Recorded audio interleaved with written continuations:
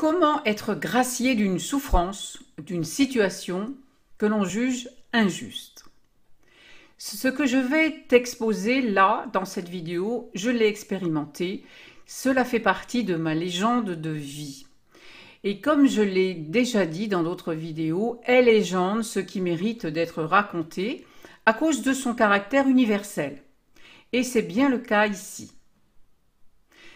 Toute la perception de notre réalité, elle est appelée, elle est en train de changer, même dans des proportions que notre mental aura du mal à gérer.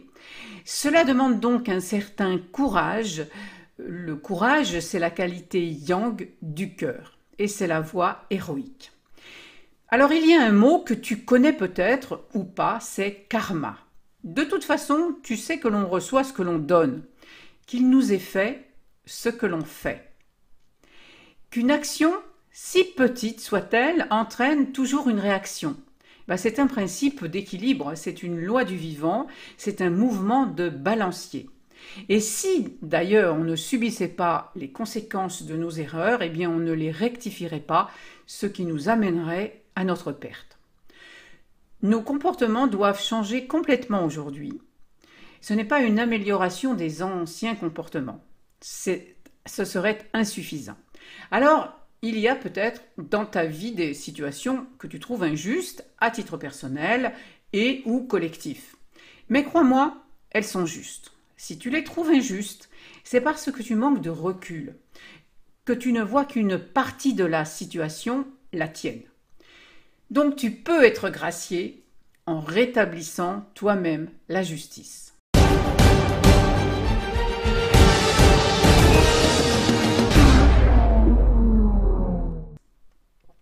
Je suis Elisandre du blog Le Royaume Amoureux et je pratique le coaching narratif. J'accompagne à réécrire ton histoire dans le miroir des contes de fées. Et je précise ici que la fée des contes, c'est la fonction qui permet la fin heureuse d'une histoire, le happy end, la grâce. La fée, c'est l'équivalent de l'ange dans les narratifs religieux. Elle représente notre guide vers un monde plus harmonieux, un changement de dimension même, de la 3e dimension à la 5e dimension et au-delà. Et d'ailleurs, les fées, elles sont souvent représentées avec des ailes, comme les anges. Et ce n'est pas pour rien, car elles sont les messagères de la 5e dimension.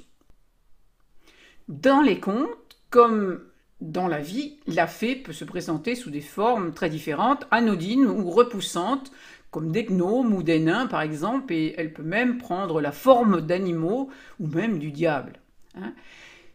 Car on ne devient pas héros sans être capable de voir au-delà des apparences, c'est-à-dire avec le cœur. C'est la fée qui accorde la grâce au héros quand ce dernier élève son cœur jusqu'à l'endroit d'où la grâce peut descendre sur lui. Et c'est ce que je te propose. Mais comment pourrais-tu être gracié? Évidemment, si tu ne gracies pas toi-même, comme je te l'ai expliqué précédemment, selon la loi du karma, donc d'action-réaction.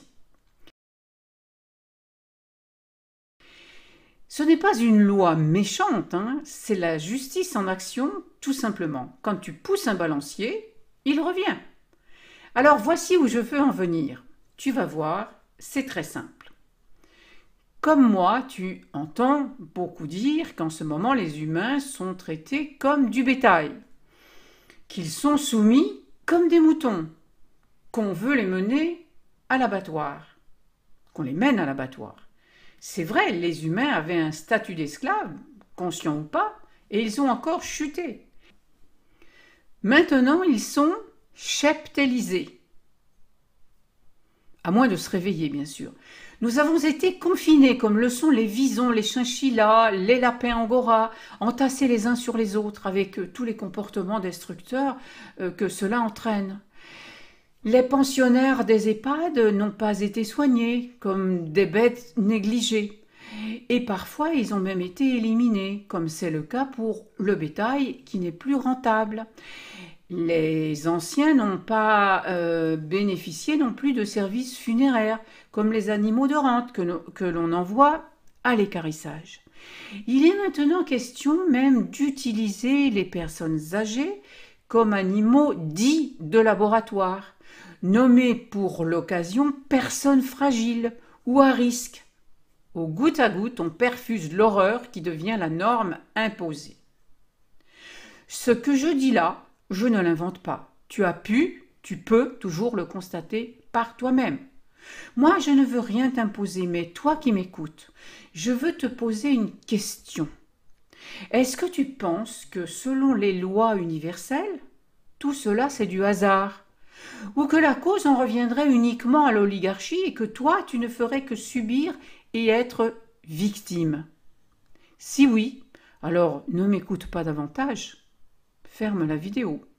Mais si je fais écho à une once de sensibilité dans ton cœur, à un brin de compassion, ou même à la crainte que je puisse avoir raison, alors regarde la vidéo jusqu'au bout. Quand on est radical, c'est-à-dire quand on se préoccupe des racines du mal, et non de ses symptômes superficiels, quand on regarde des causes réelles plus que des effets, eh bien on sait que l'élevage, la zoophagie, est une fin du monde en soi. Il n'y a pas que Big Pharma, il y a aussi et d'abord Big Farm, car tout vient de là, autant sur un plan biologique de circulation du virus que sur le plan karmique de respect d'autrui qui inclut les animaux, selon la loi d'action-réaction. Revenons donc à l'idée de subir ce que l'on fait subir. Pour ma part, voici presque 40 ans, j'ai commencé à m'opposer à l'exploitation des autres espèces et à l'empoisonnement de la terre et des végétaux. Et j'ai changé mon comportement alimentaire et vestimentaire même. Alors, mon horizon, il s'est ouvert. J'ai vu les moyens de ne plus être esclave et les maux chroniques dont je souffrais dans mon corps ont peu à peu disparu. Oui. J'ai commencé à respecter mon corps comme je souhaitais que l'on respecte la terre et ses habitants de toute espèce. J'en parle déjà dans cette vidéo. La petite phrase pernicieuse si souvent lue ou entendue « chacun mange ce qu'il veut », je t'assure qu'elle résonne comme une mise à mort de toutes et de tous. Cette déclaration libertaire ne représente en fait qu'un artefact de la liberté, et même au contraire un enfermement certain pour tous. L'urgence impérieuse, elle est l'abolition universelle de l'élevage qui fait de la terre un gigantesque camp de concentration et de souffrance et qui entraîne déforestation et cataclysmes et bien d'autres choses. David Alan Niber, qui est sociologue, il est arrivé à une conclusion que l'élevage, c'est une perversion de l'éthique humaine. C'est le développement d'actes de violence à grande échelle, des schémas ce sont des schémas de destruction désastreux et puis des épidémies de maladies infectieuses. L'effondrement, c'est avant tout celui de la conscience morale et de ses priorités éthiques. Le collapse en question, c'est celui de l'intelligence qui permettrait pourtant de faire des liens entre les choses, les événements et les êtres. Car tout est un, même si pour être conscient, on a besoin de polarité, on a besoin de diversité, on a besoin de différence, on a besoin de formes apparemment séparées. À force de digérer des agonies, c'est aujourd'hui l'agonie qui nous digère. Parce que notre corps, c'est un écosystème à l'image de la Terre, et la Terre, elle fera de nous ce que nous faisons d'elle. Et notre planète, elle est actuellement soumise à des influx puissants de photons en provenance du Soleil. C'est ce qui élève le taux vibratoire à la fois de la Terre et de l'humanité qui vit sur cette Terre. Donc, peu à peu, nous montons en vibration, mais nous sommes appelés à participer à cela individuellement, au lieu de résister et de s'accrocher à l'ancien paradigme, parce que c'est ça qui crée de la souffrance. L'élevage, c'est devenu une industrie et maintenant, l'esclavage humain, il devient aussi une véritable industrie. La gestion des populations, elle devient une digestion à l'échelle planétaire. Les corps humains, ils deviennent toujours plus des sujets de consommation par la création de problèmes sanitaires de toutes sortes et de pseudo-remèdes onéreux. L'ogre grossit. Tant qu'un seul animal sera en cage, sous les mains de son tyran, tant qu'il sera séquestré, torturé, empoisonné et décapité en toute légalité, eh bien, sois sûr que des humains subiront le même traitement de manière détournée, mais de plus en plus visible d'ailleurs aujourd'hui, n'est-ce pas? Les virus, c'est une stratégie intelligente de résistance de l'animal. Les animaux sont de la terre et la terre leur appartient même plus qu'à nous encore, car ils ne savent pas, eux, regarder le ciel, le cosmos. Comment peut-on leur voler leur territoire, leurs petits, leur cuir, leur poil, leur lait, leur chair, leur vie? Comment peut-on à Noël consommer des foies qu'on a cirrosés, arrachés à des oiseaux merveilleux qu'on a torturés pendant 3 semaines pour faire la fête? Mais quelle fête! Sûrement pas celle de la vie, de la beauté, de la divinité. Comment peut-on faire avorter des juments pour prendre leurs hormones, tondre des moutons jusqu'au sang, jeter des poussins dans une chambre à gaz ou un broyeur?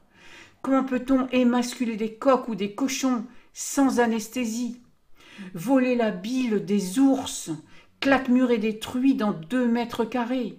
Torturer chiens, chats, singes, souris dans des laboratoires pour fabriquer des médicaments qui tuent chaque année des centaines de milliers de gens dans l'industrie pharmaceutique. Tant d'autres horreurs que tu dois abolir par ton comportement. Aujourd'hui, c'est toi qui es considéré comme un animal de rente par des lobbies de toutes sortes. Alors, je n'ai pas de leçon à donner car moi aussi, pendant un certain temps, révolue depuis bien longtemps, mais j'ai donné dans cette cruauté en consommant ces produits animaux, lait, cuir, laine, viande, etc. Parce que j'étais endormie, hypnotisée, soumise, anesthésiée à la douleur de cet autre qu'est mon frère animal. Aussitôt né, on nous sépare nous-mêmes de notre mère, la terre, comme on sépare les veaux ou les agneaux de leur mère. Oui, c'est la même chose en effet. Le fait d'être séparé de la terre-mère, ça ferme le cœur, et nous nous réfugions derrière un pseudo-statut d'espèce supérieure pour justifier tout cela. Nous sommes une espèce différente, mais pas supérieure. On n'a pas besoin de manger de viande pour être en bonne santé, ni de boire de lait, et le plaisir n'a jamais justifié moralement une action. On n'a pas besoin de manger de viande ni d'aucun produit animal. Je le fais depuis 30 ans, et plus de 30 ans même, et je me porte très bien. Il serait arrogant de penser que nos décisions individuelles suffisent à mettre fin à des décennies d'exploitation animale, évidemment, mais il serait aussi idiot de penser que nos décisions personnelles, individuelles, ne changent rien. Ton prochain repas est le moment de retirer ton soutien de l'industrie la plus cruelle et la barbarie la plus lâche. Pour être gracié de tes maux, il faut rendre grâce au vivant. Chaque créature est le sanctuaire de sa perception, parce que le centre est partout. Il n'y a pas de moi, il n'y a pas d'autre, il n'y a que le tout-être. La séparation est une illusion. Léonard de Vinci a dit « Très jeune, j'ai renoncé à manger de la viande et le temps viendra où les hommes regarderont les meurtriers d'animaux avec les mêmes yeux que les meurtriers d'êtres humains. Ce qui nous empêche de voir l'intelligence et la divinité des animaux, c'est notre arrogance et notre science, entre guillemets, dont on voit aujourd'hui où elle nous mène. À chaque fois que l'on définit un être sans nous rendre compte que nous ne le faisons seulement qu'avec nos propres limitations, eh bien nous le ramenons à notre dimension. L'homme n'arrive pas à dire que sa conscience limitée est impuissante à voir l'animal. En le détruisant, il se détruit lui-même. C'est à chacun de choisir quel camp il veut servir. Laisser faire ou devenir ambassadeur de paix pour que soient sauvées toutes les victimes que les ténèbres sont en train de consommer et de digérer. Et être responsable aujourd'hui de nos actes quotidiens. Sinon, tu pourras t'offusquer, crier à l'injustice, accuser, prier, méditer, manifester. Tu pourras psychoter, utiliser toutes les techniques de développement personnel que tu veux. Ce ne seront que des pansements sur une jambe de bois. Des actes concrets sont requis sur le mal lui-même. Et il y a urgence pour l'être humain à se défaire de tout ce qui l'empêche de vivre ce processus d'ascension planétaire qui est en cours. Alors je compte sur ta bienveillance et ton intelligence à restituer la vie bonne pour tous les êtres intelligents et sensibles. Tu verras des grâces se réaliser pour toi et les tiens. Merci de partager cette vidéo et de la liker si tu l'as appréciée. Dans la description, tu trouveras mes propositions d'accompagnement au changement vibratoire grâce au modèle du héros. Et dans la vidéo suivante, je raconte une histoire vécue de lien entre l'ange et l'animal. À bientôt!